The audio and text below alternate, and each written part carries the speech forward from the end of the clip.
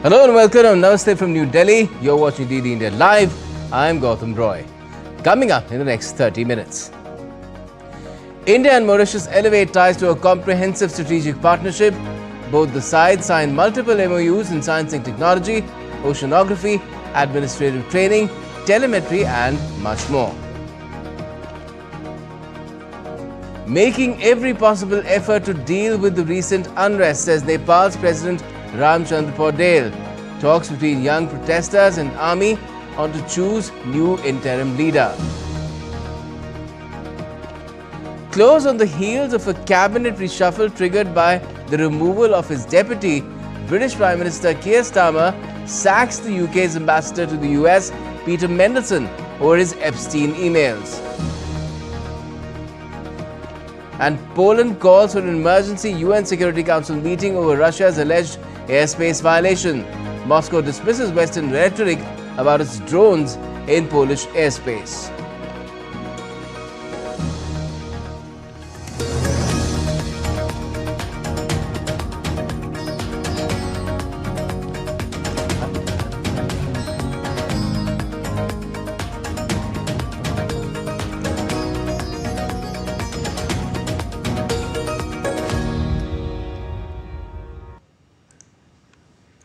Prime Minister Narendra Modi hosted his Mauritian counterpart Naveen Chandra Ramgoolam in the holy city of Varanasi today. Both the leaders held bilateral talks, further strengthening civilizational connect, spiritual bond and deep-rooted people-to-people ties, which have shaped the special and unique relationship between India and Mauritius. And reaffirming a shared vision for peace and prosperity in the Indian Ocean region and for the Global South, the leaders of India and Mauritius held delegation-level talks as well. Both sides comprehensively reviewed the enhanced strategic partnership between India and Mauritius and identified new opportunities to deepen collaboration across sectors of mutual interest, which will drive shared prosperity for both the countries, their peoples, and the region. India and Mauritius inked several agreements in Varanasi today. The pacts include a MOU on cooperation in the field of science and technology, agreement between CSIR, National Institute of Oceanography and Mauritius Oceanography Institute, memorandum of understanding between Karmyogi Bharat and administrative reforms of Mauritius, cooperation in the field of the power sector, an MOU on Indian grant assistance for implementation of phase 2 of small development projects, and others also include the renewal of the agreement in the field of hydrography, cooperation in the fields of space and cooperation for the establishment of telemetry. Now, addressing the media along with his Mauritius counterpart, Prime Minister Modi stressed ancient ties between the two nations, adding Mauritius, it is an important pillar of India's neighbourhood first policy as well as Vision Ocean.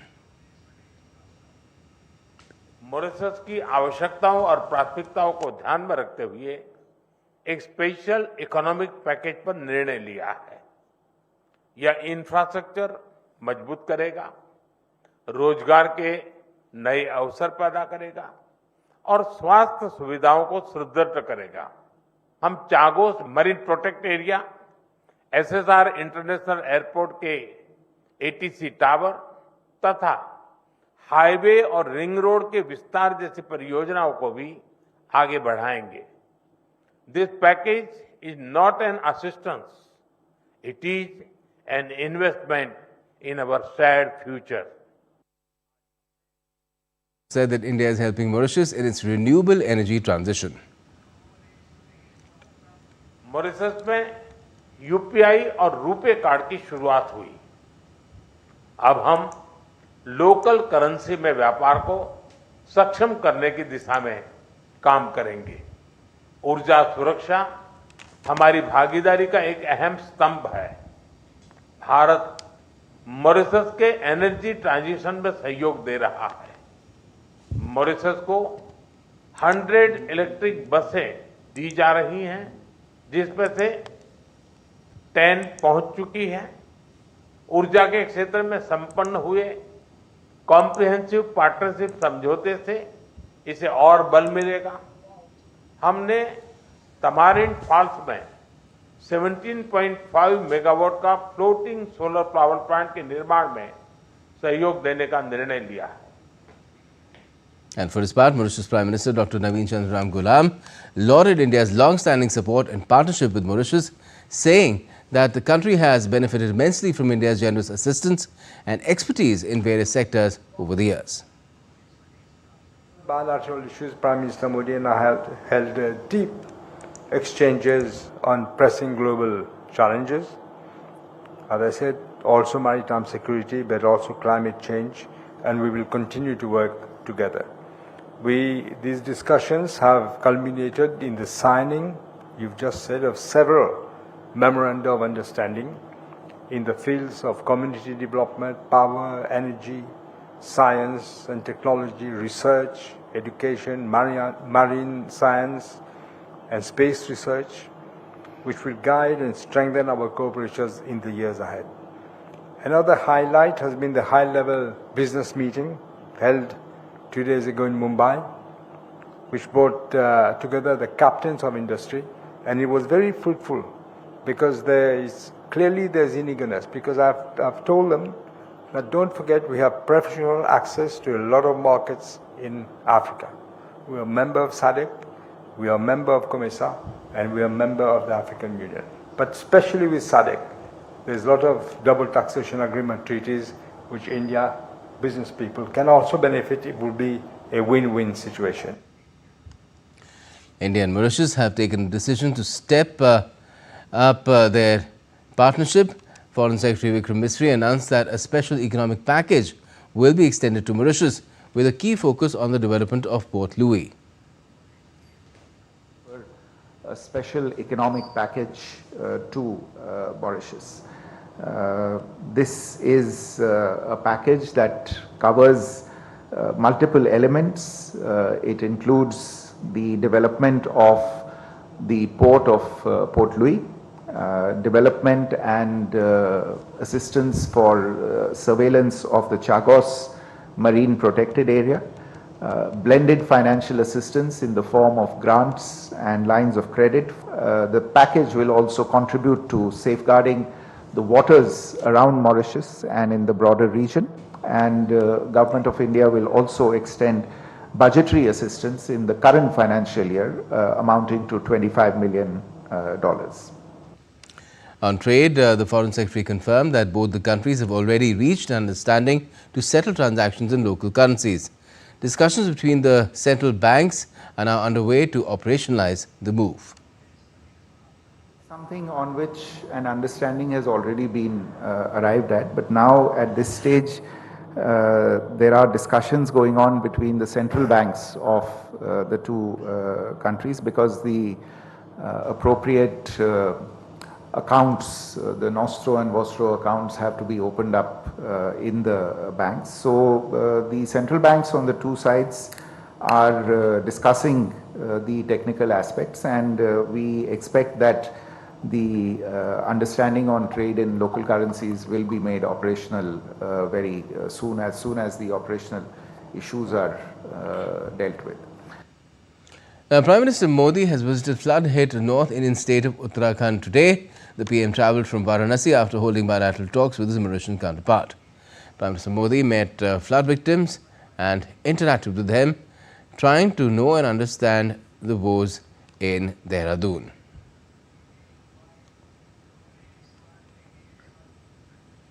The PM also met National Disaster Response Force and the state counterpart. Its personnel, both these forces' personnel engaged in relief and rescue operations and boosted their morale in reaching out to the marooned in times of such mammoth tragedy.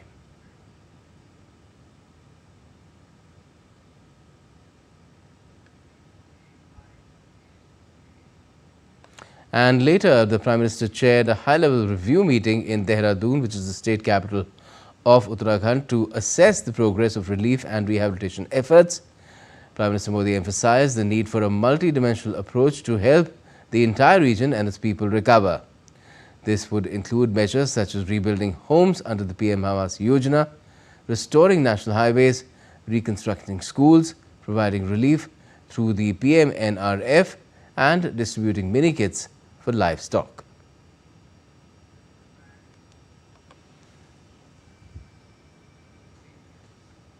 Updates now from the Himalayan Kingdom of Nepal, as consultations are underway between Nepal's President Ramchandra Paudel, Nepali Army Chief Ashok Raj Sikdel and representatives of the Gen Z youth movement on Thursday. President of Nepal has said that he is making every possible effort to address the country's ongoing challenges from within the constitutional boundaries. Representatives of the Gen Z were seen participating in a cleaning campaign on the streets on Thursday. Employees of the burnt offices have also been active in the cleanup, document collection, managing the damaged structures and reconstruction. Many members of civil society have urged Gen Z to search for an outlet of the current political circumstances with the participation and under guardianship of the President, embracing the constitutional values and path to avert corruption and irregularities in the country. The number of civil society members in Nepal have also urged Gen Z protesters to remain united and to be proactive in finding solution to the current situation through peaceful dialogue and democratic process. Curfew still continues in Kathmandu Valley right from 6 in the morning, and that is how the situation is at the moment. Even in case of the Tribhuvan International Airport, things are getting back to normal. It has been reopened. Tourists with valid tickets are being facilitated by security personnel to reach the airport too.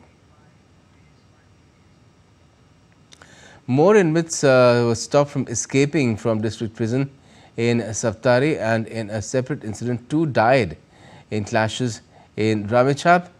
Meanwhile, the hospital death toll from Gen Z's demonstrations has reached 34 on Thursday, and more than 11,000 injured have received treatment in different hospitals. Indian diplomat Shirish Tyagi delivered a sharp response to Switzerland at the 5th meeting of the 60th session of the UN Human Rights Council, calling its comments on India surprising, shallow and ill-informed. India's remarks have come a day after Switzerland called on India to take effective measures to protect the minorities and uphold the rights to the freedom of expression and the freedom of the media. Tyagi directed Switzerland to focus on its own domestic challenges, pointing to issues such as racism, systematic discrimination and xenophobia. To the surprising, shallow and ill-informed remarks made by Switzerland, a close friend and partner. As it holds the UNHRC presidency, it is all the more important for Switzerland to avoid wasting the Council's time with narratives that are blatantly false and do not do justice to the reality of India. Instead, it should focus on its own challenges such as racism, systematic discrimination and xenophobia. As the world's largest, most diverse and vibrant democracy, with a civilizational embrace of pluralism, India remains ready to help Switzerland address these concerns. And still to come in this edition of DD India Live. Belarusian President Alexander Lukashenko's government frees 52 political prisoners. And conservative influencer Charlie Kirk shot dead in Utah. Manhunt is still on for the person who shot him.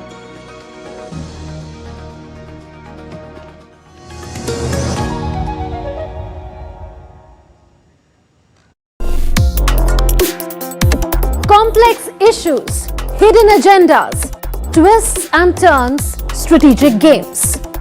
We think all dots are linked. We just need to connect them.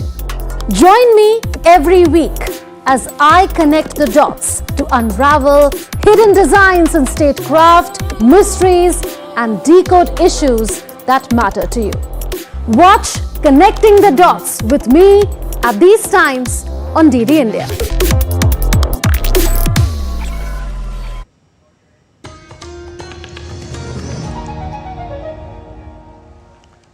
Welcome back. You're watching DD India Live. I'm Gautam Roy.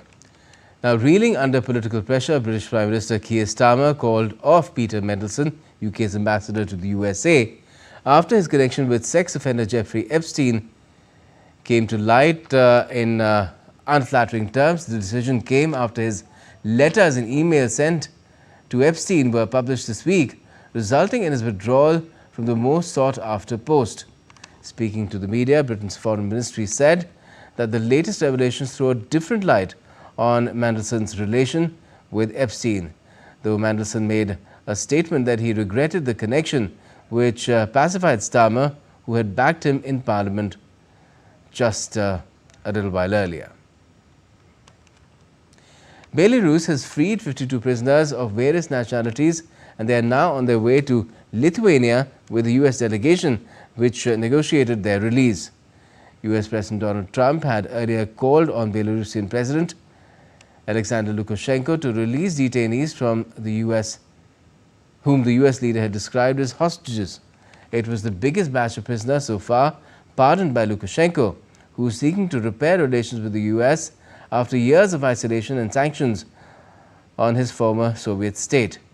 But it was far short of the total of 1,300 or 1,400 prisoners whose release Trump had called for in a conversation with Lukashenko last month and in subsequent social media posts. Belarus's state news agency Belta said the prisoners freed on Thursday include 14 foreign nationals from Lithuania, Latvia, Poland, France, Britain and Germany. Belta also quoted Kowale, a lawyer acting on behalf of Trump, as saying the US president had told Lukashenko that the United States wants to reopen its embassy in Minsk. In a significant move to bolster NATO's eastern flank, Germany will permanently station a brigade in Lithuania. The announcement was made by NATO's Supreme Allied Commander Europe, Lieutenant General Alexis Grinkwich, who called it a major step in strengthening deterrence and defense. Grinkwich also said NATO's Allied Air Command will provide Lithuania's control and reporting center with enhanced indications and warnings of aerial launches against Ukraine that could potentially cross into Lithuanian airspace. We'll permanently station a brigade in Lithuania. This is a major step to strengthen our deterrence and defense on the eastern flank of the alliance. Time for all of us, and what happened in Poland, of course, understandably raised certain level of anxiety in Lithuania as well. Every one of us on the eastern flank are facing certain risk every single night. So your support and our joint work is really what matters to make our society safer, to make the eastern border of the alliance safer. Finland's President Alexander Stubb arrived in Ukrainian capital Kyiv on Thursday. He met Ukrainian counterpart Volodymyr Zelensky. According to Andriy Yermak, the two leaders discussed security projects, European integration, infrastructure investments and security guarantees with Zelensky during his visit. During their joint press conference, Zelensky pushed Kyiv's allies for a tougher response to the suspected Russian drone incursion into Poland.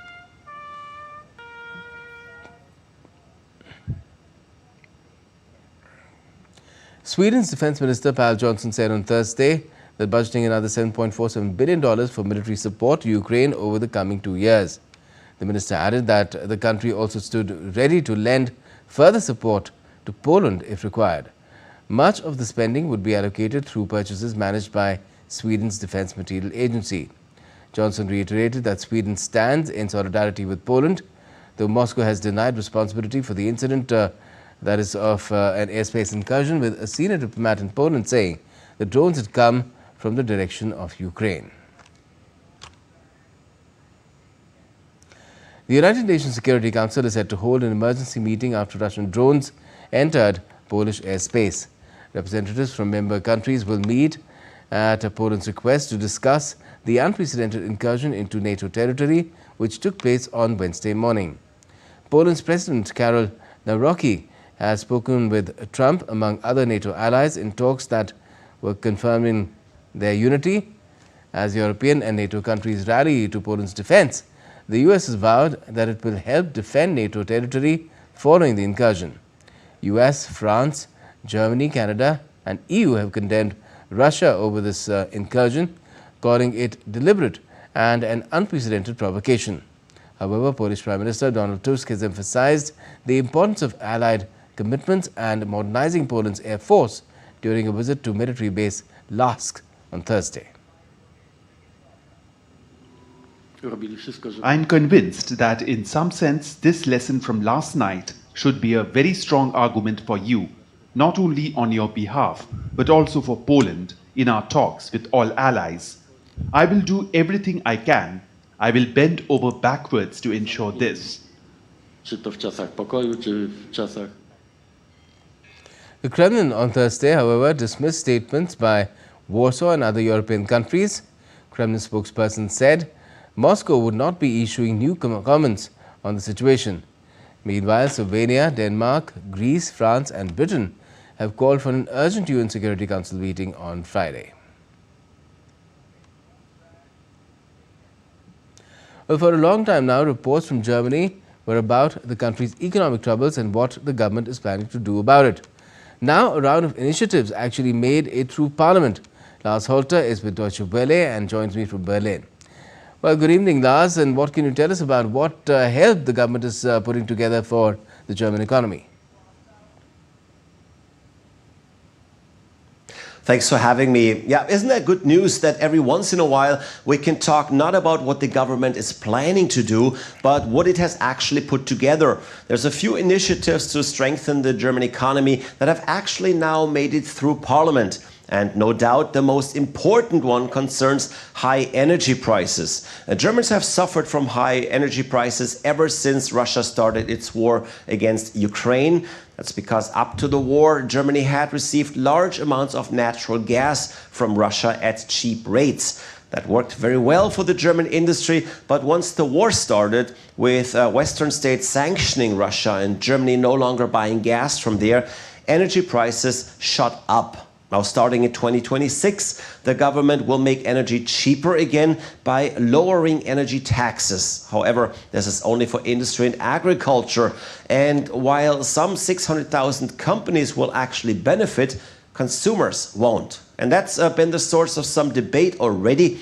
After all, consumers are paying more for energy too, and they want some relief as well. However, what the government is doing is already costing around 3 billion euros a year.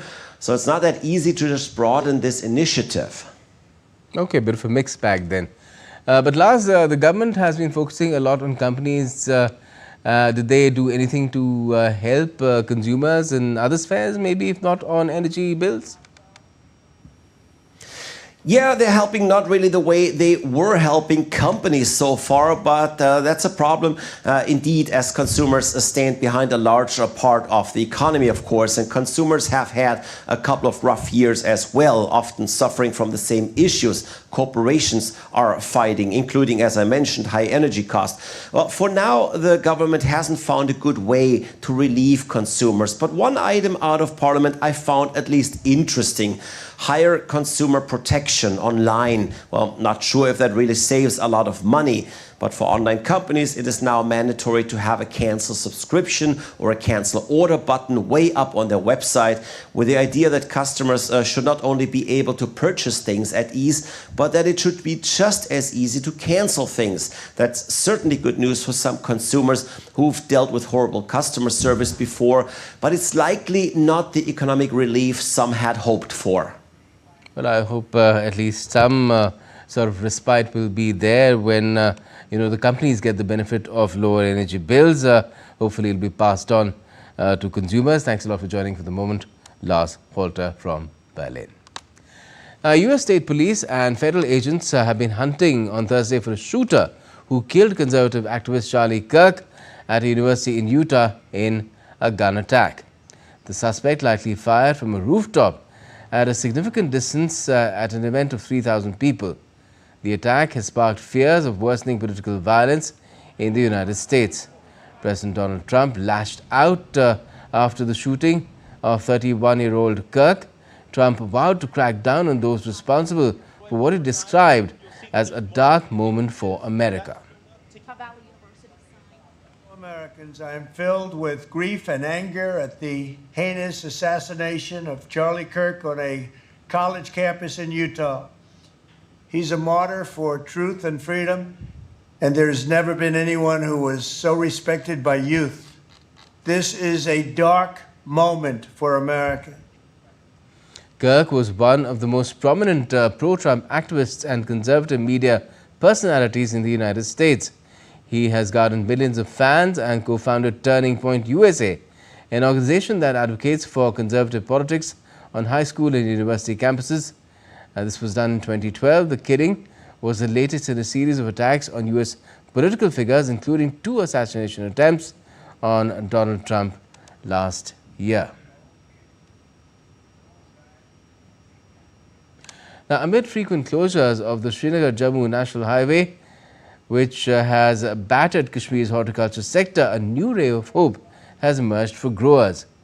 The Minister of Railways Ashwini Vaishnav has writing in a post on social media platform X has informed that 2 dedicated parcel vans are departing from Budgam railway station starting today, one bound for Delhi and the other for Jammu, carrying the season's finest apples. Officials said the move marks the beginning of a transformative era in Kashmir's logistics, offering a faster and more reliable route for the valley's celebrated horticultural produce to reach national markets. Horticulture is the mainstay of Kashmir's economy. Around 7 lakh or 700,000 families directly and indirectly are associated with the sector. And that's all we have for this edition of DD India Live, but do let us know your thoughts on the news of the day. And for those on the go, you can get all the latest news and updates on DD India's mobile app. It's available on both Android and iOS. Just download the QR code, the app using the QR code. And we'll be back with more news as it breaks here on DD India. I'm Gautam Roy, and from all of us here in Delhi, thanks for watching DD India Live.